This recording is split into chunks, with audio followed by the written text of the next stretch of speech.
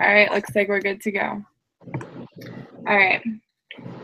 Hello and welcome to our debate. The purpose of this debate is to provide the audience with information on tele-ABA and in-home ABA.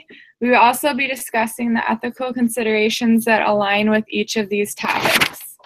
The participants for this debate are Courtney, Marcy, Anne, Jessica, and Stephen, and myself, Victoria.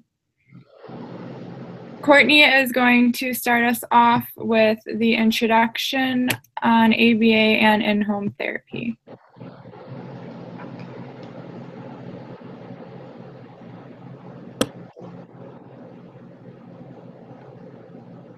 Go ahead. Okay, sorry, I didn't know if it was You're fine. I'm sorry. Okay.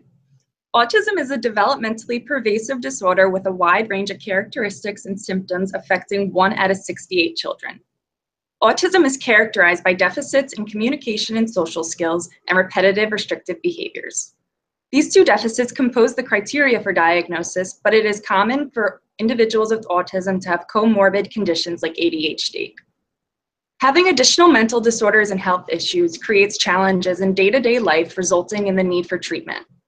Autism is not curable, but treatment options are available. Evidence-based practices are the most research interventions available and have become the standard for treatment in medicine and psychology. Among evidence-based practices, the most significant findings have been found in applied behavior analysis. Applied behavior analysis is derived from classical and operant conditioning and is used in a therapeutic form to modify behaviors. Applied behavior analysis therapy, or ABA therapy, is the only empirically supported treatment for individuals with autism. The purpose of applied behavior analysis therapy is to bring meaningful and positive changes into the affected individual's life. ABA therapy can help diminish undesirable behaviors such as self-harm, tantrums, and property destruction. Conversely, positive behaviors can be developed through applied behavior analysis therapy like speech and social skills. Services are delivered by a team of professionals which include a board-certified behavior analyst and at least one therapist. The board-certified behavior analyst, or BCBA, creates individualized programs around the needs and goals of the child, which is then implemented by the therapist. Data is collected by the therapist during the session to track progress and then analyzed by the behavior analyst to shape the program even more to suit the child and continue progression. Treatment is typically provided in-home but can be delivered through internet services. Depending on the severity of the child's autism, sessions can occur several times a week and up to every day, and in some cases 40 hours a week. Sessions include various approaches like discrete trial training, naturalistic teaching, and pivotal response training. In due time, behavior changes will occur through positive and negative reinforcement. Extinguishing undesirable behaviors and developing new skills is the goal for treatment. Children will learn better communicative skills, whether verbal or nonverbal, social skills, literacy, and other academic skill sets. Additionally, life skills like feeding oneself, personal hygiene, bathroom use, and dressing can be learned. ABA is an up-and-coming field, and as much as it is imperative for the treatment of autism, it can be difficult to come by. There are not enough workers to meet the needs of the autism population. The autism population outnumbers the amount of BCBAs and therapists drastically. Since the practice of this therapy is modern, BCBAs and therapists implementing the procedures can be scarce depending on location and financial status. The gap in resources can be detrimental to one's prognosis. With that said, non-specialists like parents and caregivers have been implementing therapy themselves by using telehealth. Telehealth is a technology used by practitioners in various medical and health fields to communicate through the internet via video calls. The practice has been around for 30 years and has been newly adopted by applied behavior analysis for the last 10 years. Tele-ABA utilizes all the same interventions and principles as traditional in-home therapy, except the behavior analyst does not come to the home and only communicates with clients and caregivers through video call. The behavior analyst providing training to the person implementing the services observes sessions as they occur. Also, online supplemental material like lessons plans is provided to the parent or whoever is implementing the therapy. The behavior analyst will give feedback as the session occurs as they would as if it were face-to-face. Tele-ABA services bridge the gap in resources for those with autism who are hoping for in-home therapy. Okay. Okay. So then next, I'll switch over to whoever is next. And then we'll just like introduce their main points and have them start. So I guess we can just pick like Courtney, between me and you, like who's going to introduce who. I guess for like right now, I'll just like introduce the people and then like click on and have them start. So let's see. Marcy, you're first, right? Okay. All right. So then Marcy will discuss her part next.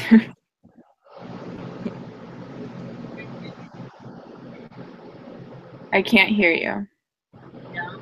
No. It says your microphone is off. It is, but can anyone else hear her?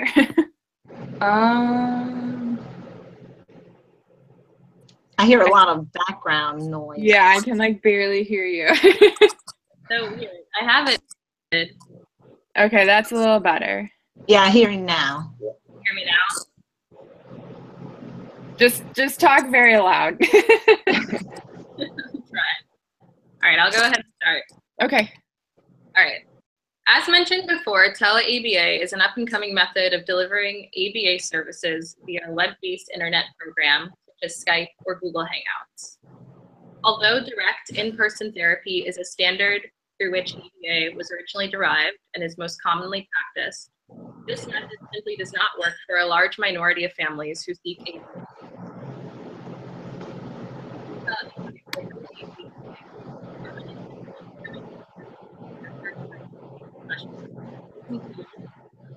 Families who reside in rural areas, families who must pay out-of-pocket costs for ABA therapy, and families who are not native English speakers.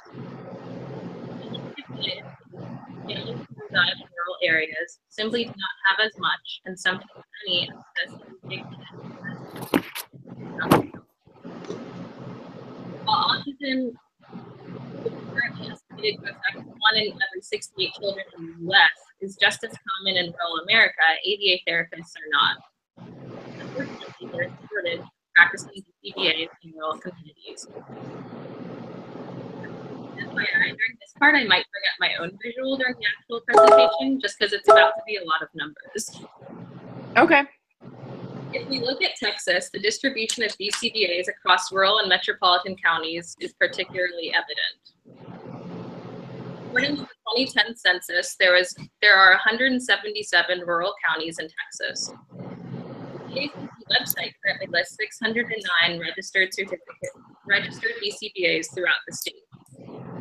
Of these 609 BCBAs, only 21 reside in and therefore provide services in rural counties. The other 588 registered BCBAs in Texas continue to serve the 77 metropolitan counties. Therefore, rural families must either relocate to find behavioral specialists for their children with ADHD or rely on the school districts to provide services for them.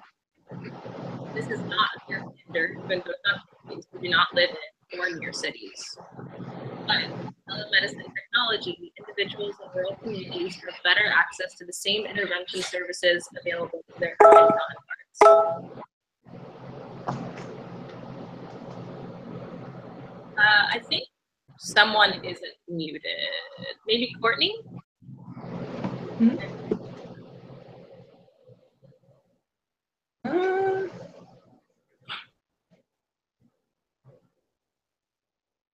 Yeah, is that better? Okay. All right. Where was I? All right. Moving on, Tele-ABA has been shown to reduce the out-of-pocket expenses typically associated with in-home therapy, especially for families who are not covered by insurance. For example, in a large study conducted by Wackler et al., the outcomes and costs for implementing evidence-based ABA procedures to reduce problem behavior was compared using 3 service delivery models. They compared the procedures using in-home ABA, clinic-based telehealth, and home-based telehealth.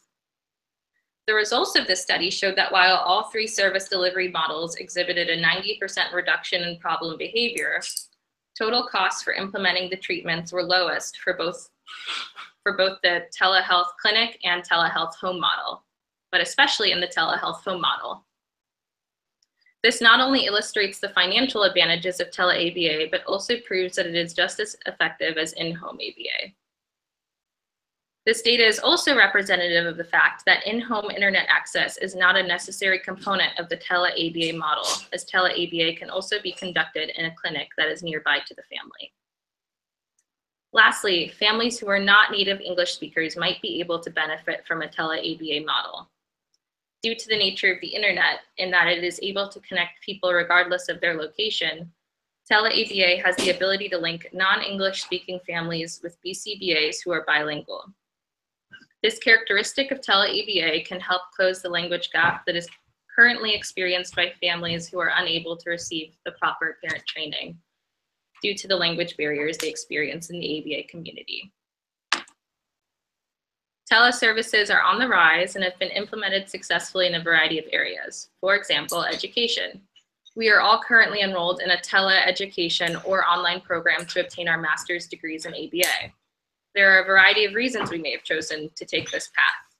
Possibly a lack of access to a nearby school that offers an ABA program, the cost benefit of being enrolled in an online program being greater, or the ability to have a more flexible schedule. While in-person educational programs are the traditional and standard model, it has not affected our ability to learn and benefit professionally. Tele-ABA is only following in the footsteps of models like this and has proven to be successful. Sorry, let me start that over. Tele-ABA is only following in the footsteps of models like this that have proven to be successful. It is only fair and ethical that we continue to provide online ABA services for families who are more inclined to succeed in this way. Okay, I guess I'll mute.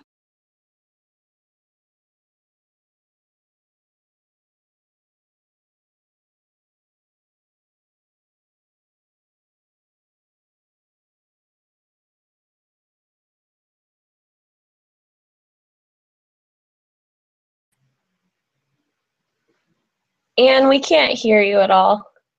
Did you guys hear me? No. Oh, jeez. Okay. Hold on. Let's start this over again. Okay. And we'll have to look at the recording again, but when you switched from... Yeah, it's because I minimized it on accident. Gotcha. Yeah, I don't know. Yeah. And there. Nope.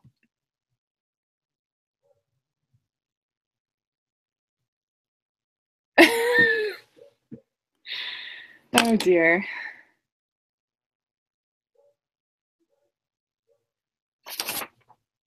I don't know why we can't hear you.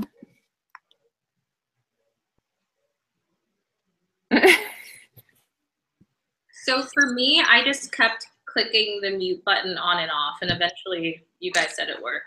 So maybe. Looks like she's now.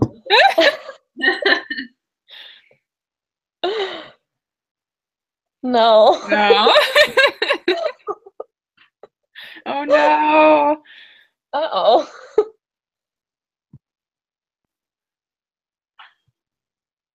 Is your computer on mute?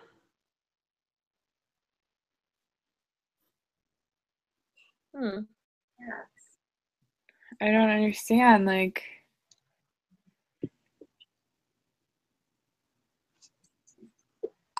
Maybe you can like exit out, like close the screen, and then maybe I can try and add you again and like see if that works.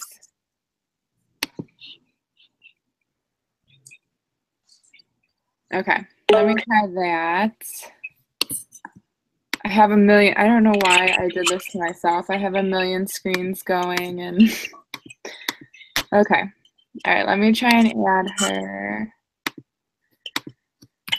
Okay. All right, I just sent the invite, so we'll see.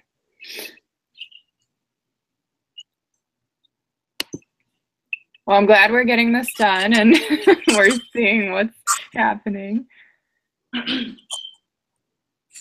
Nope. It says you're muted.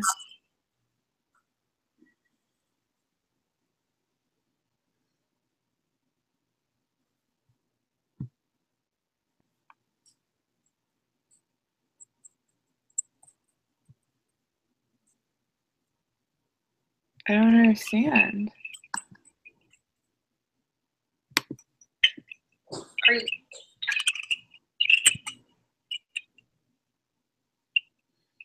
Anne, can you hit your mute button one more time and see if it works?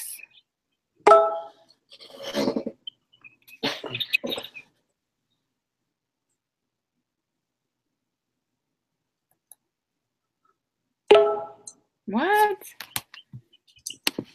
are you able to unmute her? with the I mic? tried, but it's not letting me. Oh, I guess it's a computer thing. Yeah, because like I tried to click on her microphone and I can't.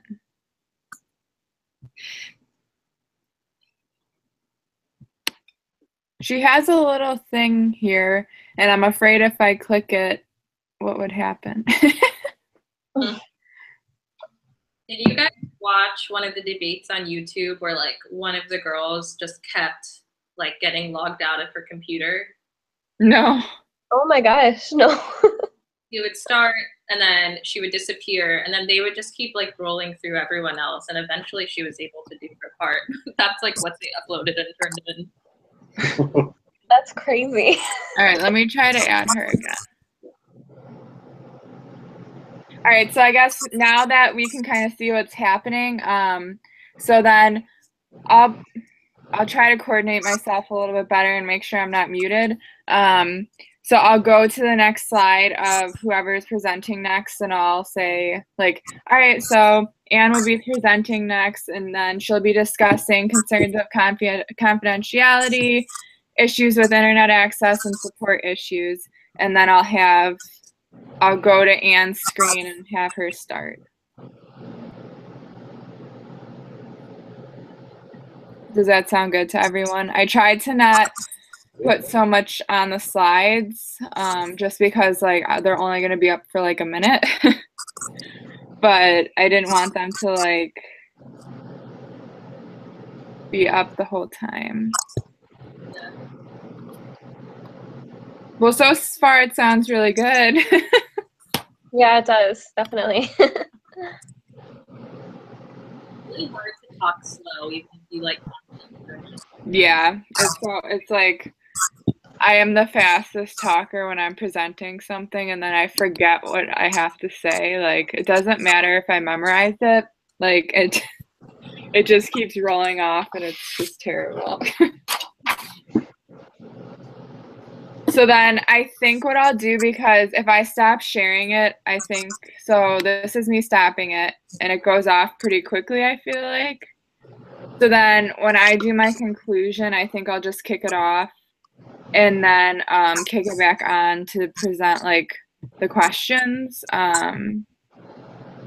because I feel like it goes on pretty smoothly now that I've got it down. So I think that's the only time I'll take it off, because I don't want it to get too messy. All right, no luck, huh? Somebody message can't use selected microphone.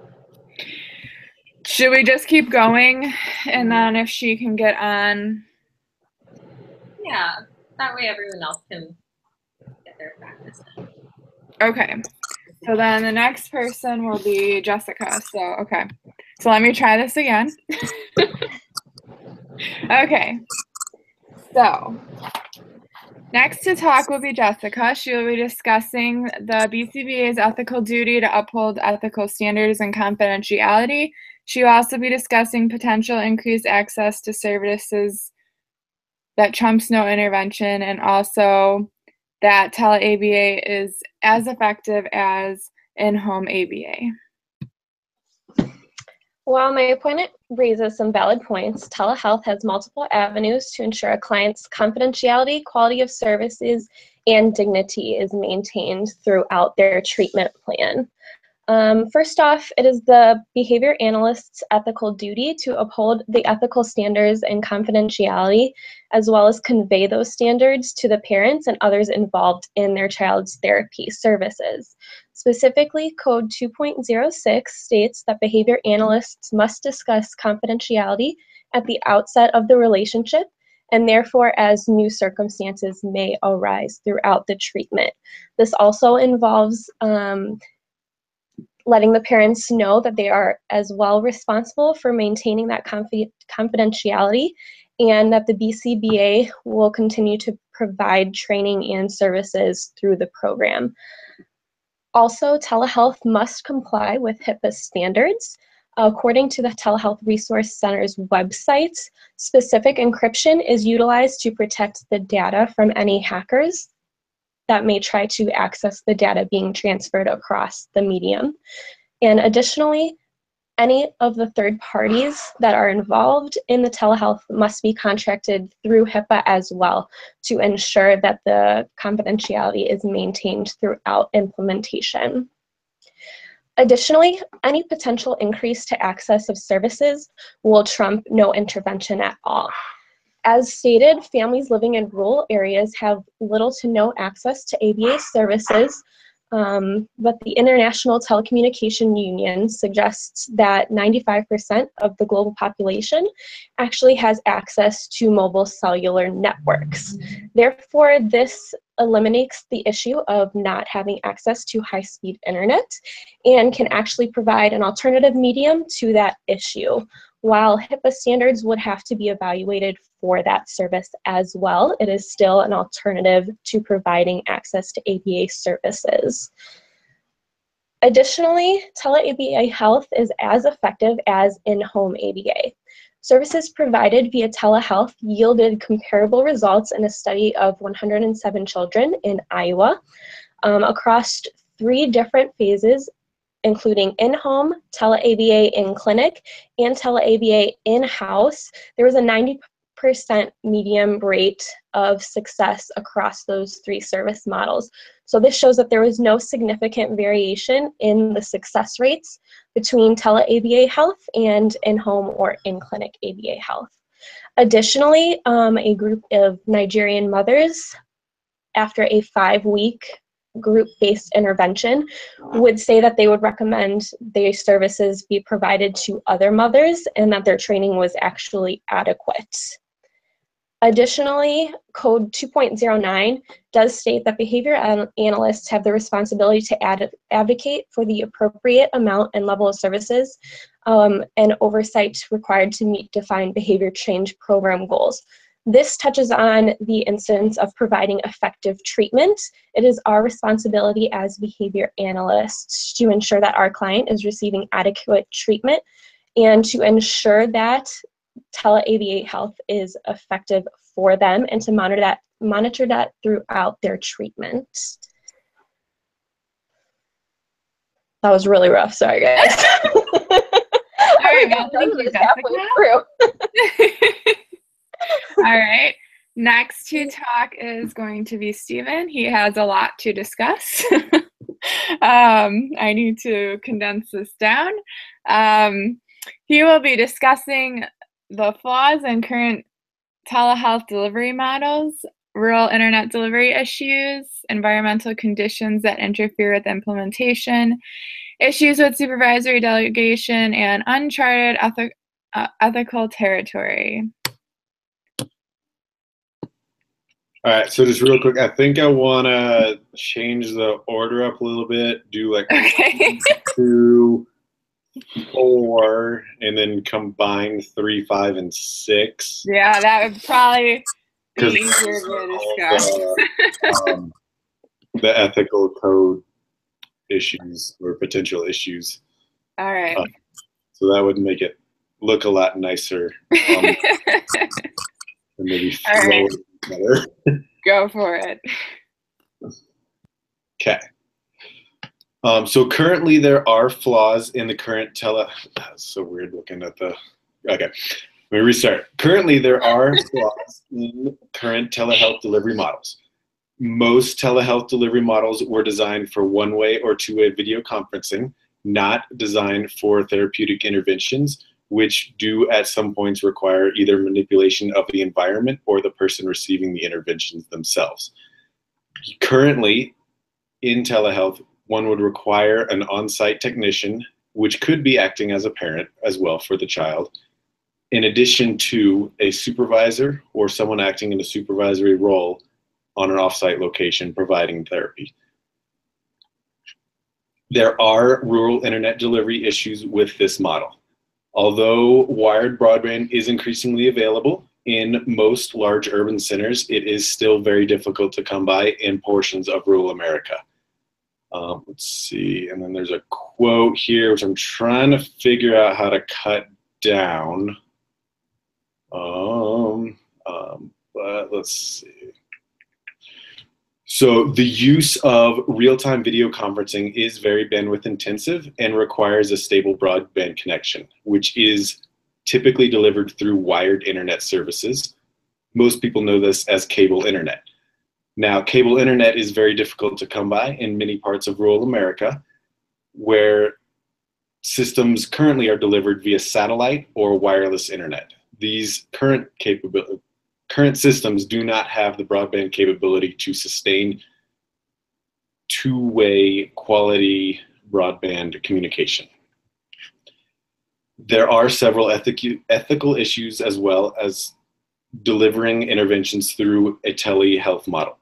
The cited study by the proving side, and if you guys can think of some better ways to refer to previously in the debate, I am open to that. But the study previously cited by the provers was focused on verbal behavior, and verbal behavior can be prompted through using the speakers of a computer or an iPad or similar device. There currently have not been any studies which focus on delivering interventions which may require a positional, a gestural, or a physical prompt. These would require environmental and potential physical manipulation of the learner. There are additional ethical questions that we run into when delivering services via telehealth. The main problem here is there an on-site employee working for the BCBA, or is the parent delivering the interventions with BCBA or RBT input via telehealth? If there is no on-site delegate, then we run into the ethical dilemma of a BCBA supervising an RBT who is supervising a parent who is delivering the interventions. Does the parent need to be supervised as part of the BCBA supervision of the intervention programs? And how does that work in terms of multiple relationships? Does the parent still need to pay for services if they are the one implementing the services?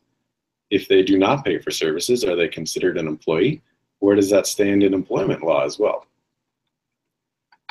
These issues need to be worked through and need to be seriously looked at by the board before widespread adoption of tele-ABA is implemented. All right, thank you. All right. So telehealth and ABA and in-home therapy are both ways to provide therapy for individuals with autism.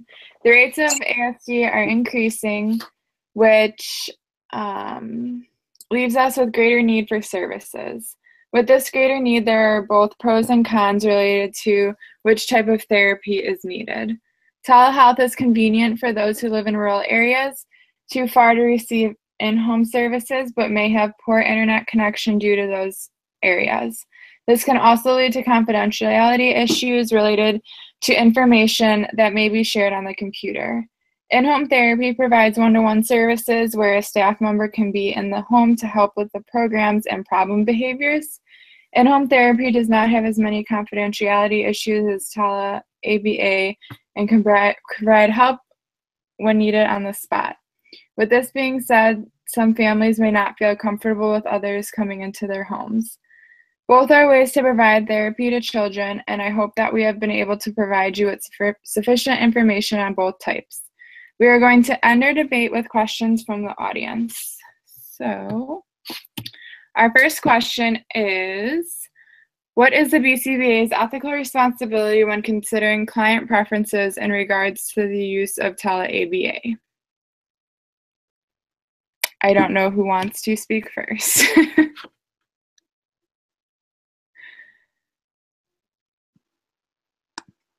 So this is what I was saying, like maybe we should just assign it so that we all like have Yeah. Or if like more than one person wants to just talk about it, just like let me know so I can just like know who to pick first. Right. So like questions 1 and 2 in particular, I think like one pro and one con person could do. Yeah. Yeah, that's fine. Yeah. I honestly don't really know what this question means. I mean, basically, isn't this just saying, like, if a client wants to utilize tele-ABA, it's the behavior analyst's job to look at the situation, analyze if it's going to be beneficial to the client, and obviously take their preferences into consideration, but also ensure that they're providing the most effective therapy possible. Yeah, and if I were to answer this, I would go to 4.07B, which is environmental conditions that interfere with implementation, and say, basically, yeah, they might want tele-ABA, but is that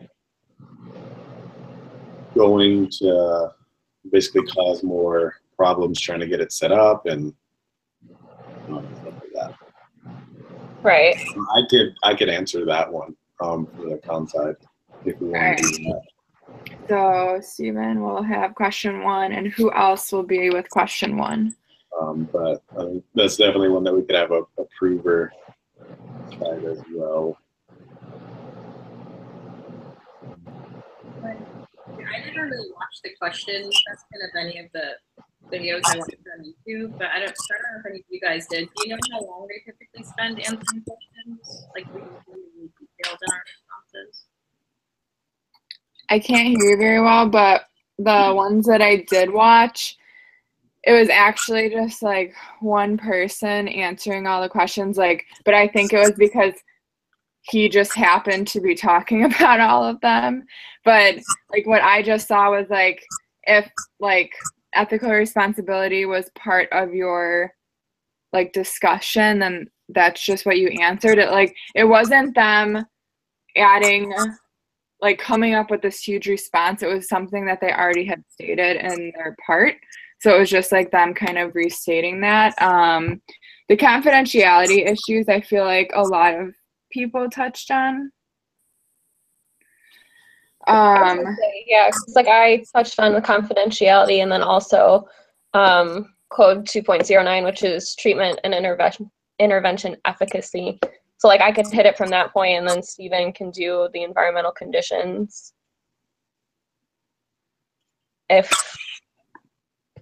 For question 1. Question 1, yeah, I'm sorry. Right. Question 2 is the confidentiality. She just pulled up. I saw. Oh, there you are. Yeah, I'm trying to work on the computer. Is like when I shut it down, it's updating and everything. So it just came back on. Nice. I'm just on iPhone right now listening. Oh. That's cool. So I mean, I feel like our questions are pretty simple, and like there are, I mean, the third one, like I could answer that one. I feel like that's so like simple. Like why would she even put that in there? Like I feel like she probably thought she had to provide at least 3 questions for yeah. everybody. So probably everybody's gonna have the same. Do you have any personal experiences with? But like the ones that I did watch, though, they didn't spend a lot of time on the questions. It was just like a quick answer. So yeah. I could answer number 3. And then if we want to do just like one person per question, we could do like one of the pro people on number 1 and then the con person on number 2, or the other way around. or we can do 2 on one.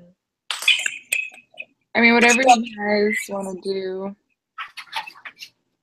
I was gonna say I can just do a confidentiality one, because then Stephen has one, and then I can just do. Okay. That's fine. Okay, so question 2. Jessica, you're gonna do question 2. Steven, are you doing question 1 or question 2 or both or? I can do question 1. Question 1, okay. Yeah. Okay. And then Marcy, you said you wanted to do 3. Yeah, I can do that one. Okay. Do you guys want to go through them now or just kind of write your parts out?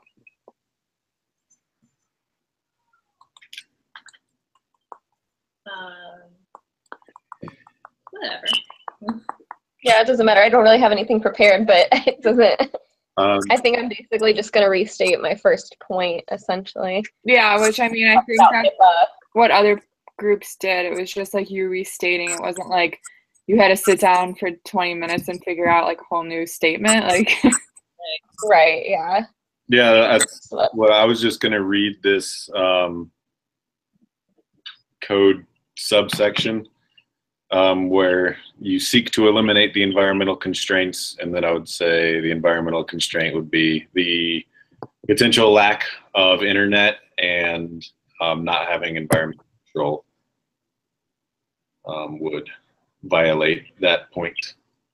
okay. Shouldn't take more than a minute. Yeah, I don't think the questions will be very long. Like, I don't think it'll be bad.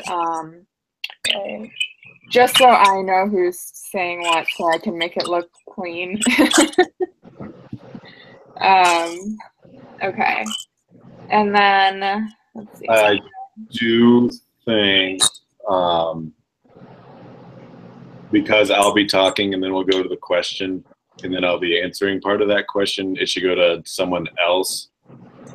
Like the pro side should answer the question before I do, just to, like, Okay. it doesn't seem like it's part of my Oh, yeah. Oh, you're right, you're right. original point. We can probably just split 1 and 2. Right? Yeah, you can do that. Well, I mean, like, are you saying like a continuation of like what you were talking about because you're the last speaker? Yeah. Well, I mean, I'll finish with like the conclusion. Oh, that's right. And then I'll state yeah. the question, so I think it'll be okay.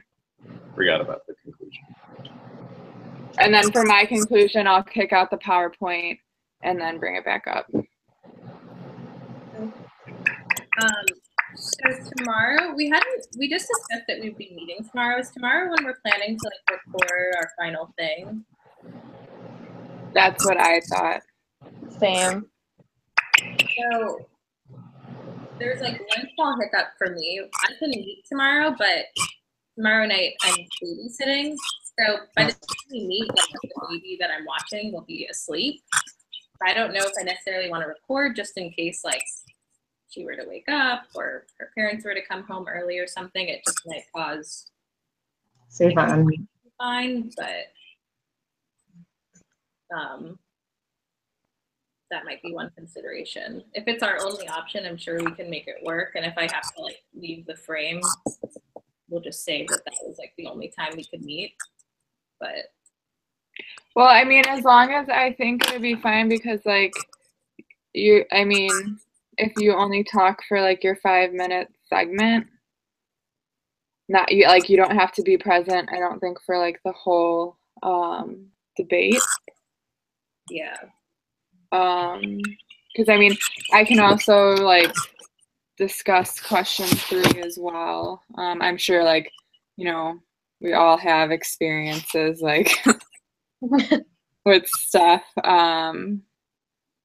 But I mean, it's up to you guys. I know like we had scheduled for Monday, so whatever you guys want to do. And then I won't be available until like 8:30 Central Time tomorrow night. Okay. Just with when I get off work, and instruction zones, that Yeah. sort of stuff. All right. Well, it's up to you guys. I mean, like, I get off work at 7. Can you guys hear me now? Yes. Yes. Ugh. Okay. Yay. Finally. Tomorrow is our only option, then I will make it work. But I think Thursday might have been another day we're all free, possibly in the evening. I'm not available Thursday until maybe 9 o'clock Central. But during the day I'm available, but I don't remember other people's availability. Yeah, I have work during the day. Yeah, sorry guys, this babysitting appointment, like the parents asked me about this in like February, so I just didn't realize that this was going to be the night we're recording. So, but I'm sure it'll be fine. Well, I was gonna say you're the first to go too, so that might help. Also. Yeah. can you pause your screen on here? Oh, okay. Because, like, I'm sure, like, if you needed to get up to, like, while someone else is talking, just, like, pause your screen. Oh. Like, it's up at the top here if you just turn your camera off. Oh, okay. Now we'll just leave the break. I mean, we can plan for Monday, and if there's any other availability, we can look too. Yeah, I'm just ready to get this done and over with, to be honest. Yeah, me too. We've got the like the quiz, biggest and then I have thing. 2 papers due, so I'm like trying to cram it all in.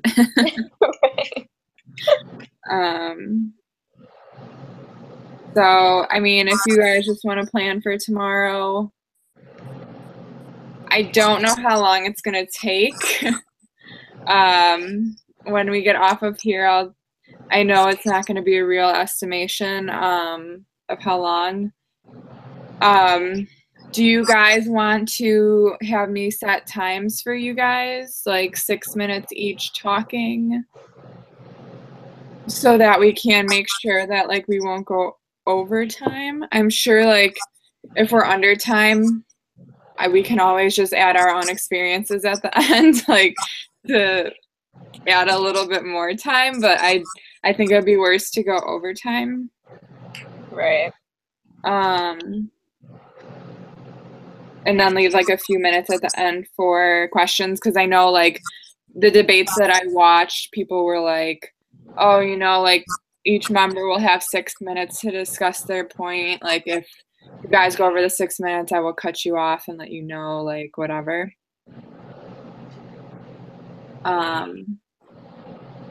So do you guys want to do that?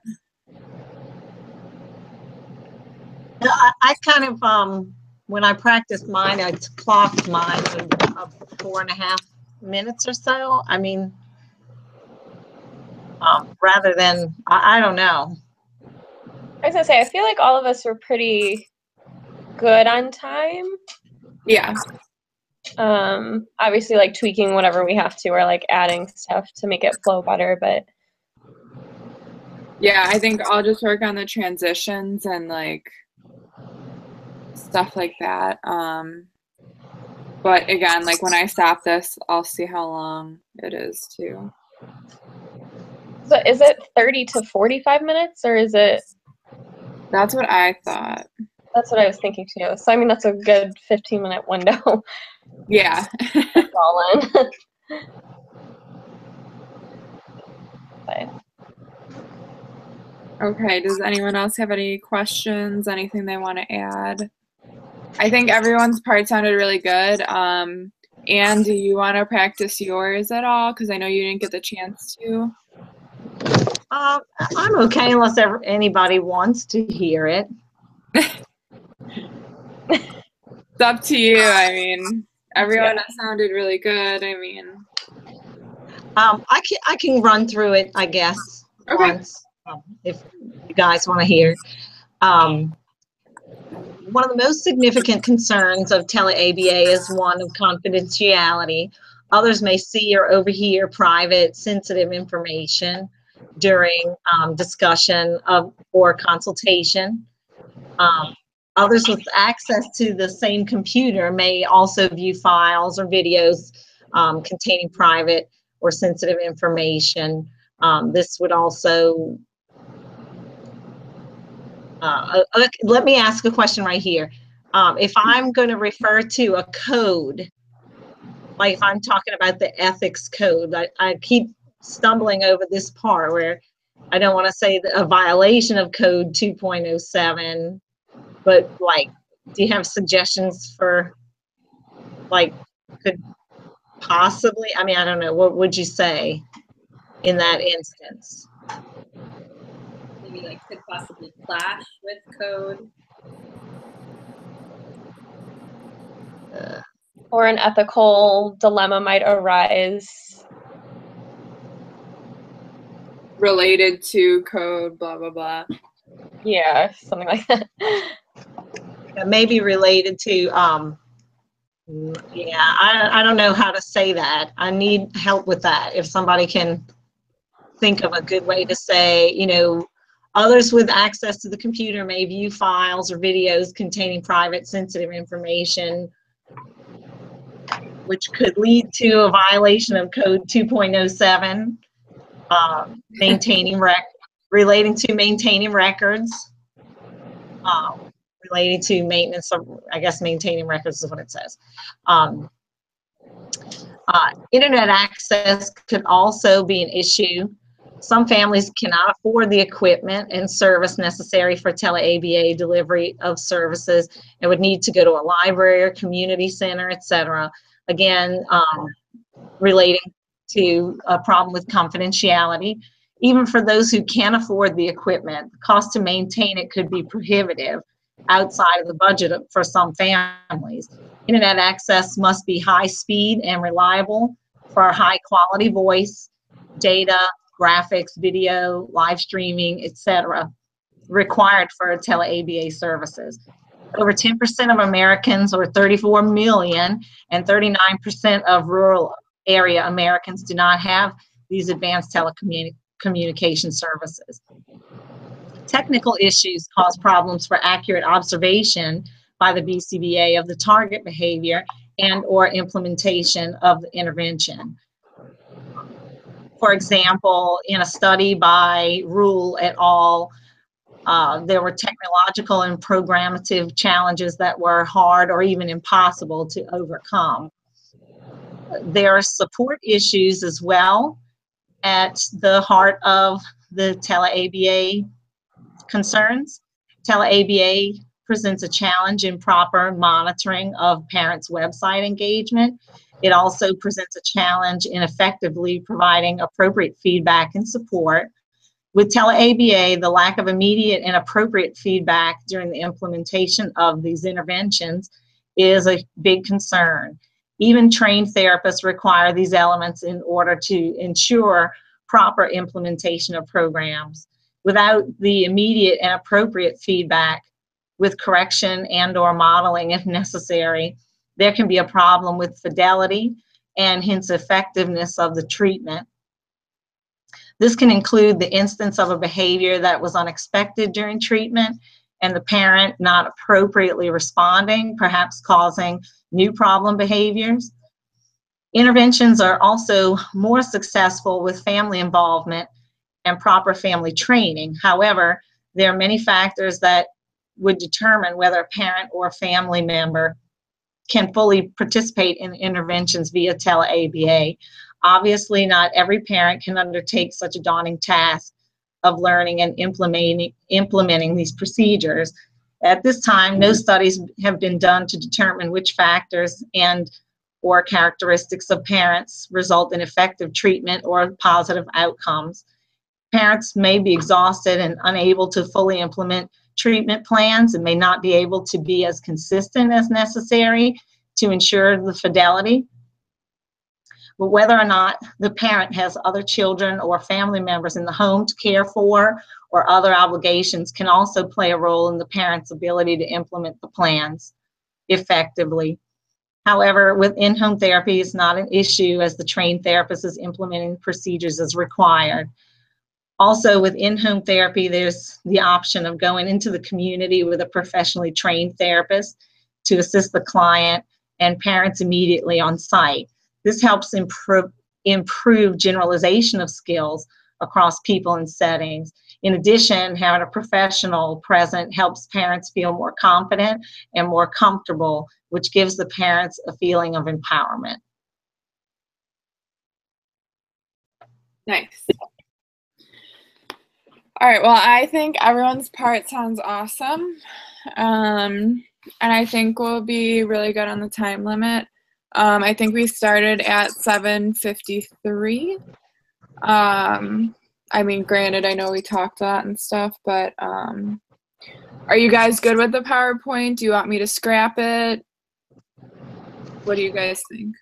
I think it looks good, and I'll be sure to add my point. Yeah, I think definitely now that I've shared the PowerPoint with you guys, if you want to condense anything or stuff like that, or even if there's like visuals that you want to put on it, I can pull it up because like I pulled up the part when Jessica was talking because I went on the website and found that graph, but like I can always pull it up while you're talking about that point so that your little picture still shows up of you talking, and then I can have it on the screen. That's cool. So yeah, so if you guys just want to like, if there's any way you want to reword those points or anything, you guys can just like add it in if you want. And then Courtney, how do you want to split the parts up? I was thinking since like there's the slides and you have to control it, it might make it a little more difficult. Okay, I mean I can do whatever. Right, because I was really as you were doing it, like. I mean, how does this work? Screen share. I mean I can still pull it up while you're talking, like it's not a big deal. Because they'll still be able to see your face, your like little picture. That's true. I mean, so do you want me to introduce the pro side?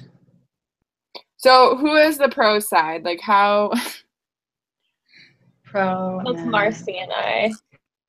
Okay, so Marcy, Jessica, and then Anne and Steven are the com side. Yep. Okay. So then Courtney, you want to do Marcy and Jessica?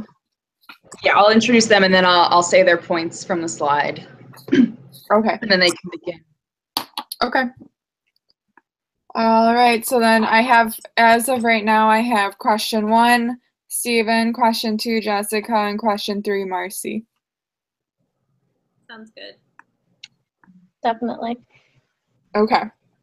All right, well then, yeah, I'll add, like, fix the PowerPoint a little bit more, and if you guys want to add whatever you feel that you need to, and then we will stick for tomorrow, and if anything changes, just let us like know on the Google Hangouts. I was also, one more thing,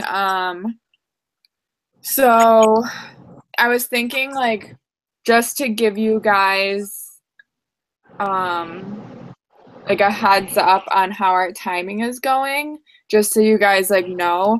I was thinking about, the only thing that I was worried about is if I do it on Google Hangouts, I was afraid that like your little buzzer would go off while you're talking.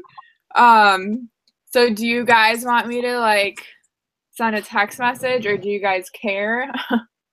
Yeah, we did that too last time. We did the group text message, just occasional updates on timing. So I can just say like, hey, it's been 10 minutes. Hey, it's been 25 minutes, just so you guys have like an idea. And that way, if like, I honestly think we're going to be good on time, but just that way, like we know, like if we are getting to the end, and we need like 4 more minutes, like then we know. Right. Yeah, because it was funny. It was funny. We were like, I think we were all concerned we were not going to be long enough. So we were really pacing it. And when we saw, oh my gosh, we're already that far and we have this much left, then everybody kind of started talking a little bit faster. So, yeah, I think a little bit of pacing might help. But it seemed everybody really has enough to talk about, it seems, and everyone seemed at a good pace. So Yeah, I think it'll be good. Question 1 is so broad. Did we want to have a pro response to it as well? I mean, I think that would be fine. And again, like, don't kill yourself like over these questions, anybody. Yeah. Like, it's not like.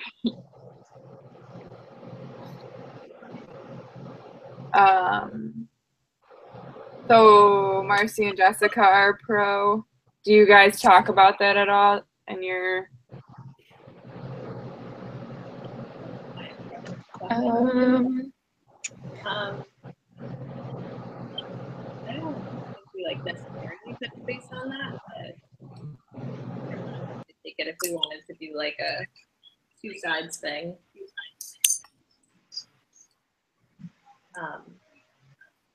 And I mean, we can like talk about it over Hangouts too and decide like what we want to do with it.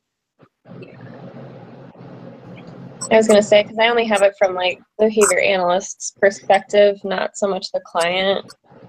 Like with code 2.09, that's just like the appropriate amount and level of services. Okay. Um,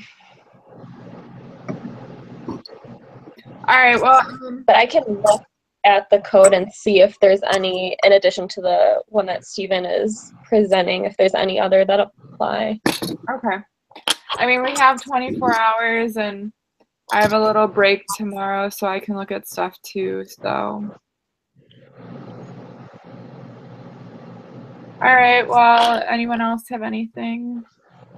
No, I guess let's send us the link to this. So what our parts look like and such. What'd you say? Sorry, I couldn't hear you.